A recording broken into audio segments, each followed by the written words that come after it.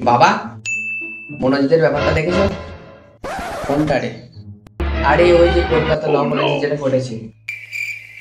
হ্যাঁ হ্যাঁ হ্যাঁ, দেখলাম। প্রচন্ড বেয়াদব ছেলে। হ্যাঁ বাবা, সত্যি কি নোংরা ছেলে। সত্যি বলতে ওর মানে বিচার চাওয়া উচিত। আজকে আমি স্ট্যাটাস লাগিয়ে দেবো উই ওয়ান্ট জাস্টিস বলে, আর ওর যেন ফাঁসি হয়। হ্যাঁ, তা তুই বলছিলি সেদিনকে নাকি কলেজে ঝামেলা হয়েছিল তোর সাথে, কেন রে? আরে বাবা, তেমন কিছু না। সিম্পল একটা মেয়েকে আমি প্রপোজ করেছিলাম, সে অ্যাকসেপ্ট করেনি। একটা কথা কাটাকাটি হয়েছিল। ওর ব্যবস্থা তো আমি নেবোই।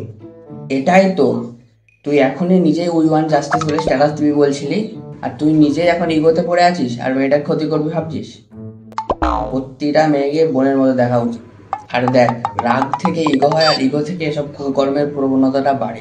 সো মেয়েটাকে সরি বলে চলে আয়, সব কিছু মেটে যায়, বুঝতে পারলি? নাহলে তুইও কিছুদিন পর খবর হতে পারে। ঠিক আছে বাবা, আজকে সরি বলে নেবো। দেখো, হয়তো জাস্টিস আমরা পাবো না, তার কারণটা তোমরাও জানো, সেটা আমি আর বলতে চাচ্ছি না।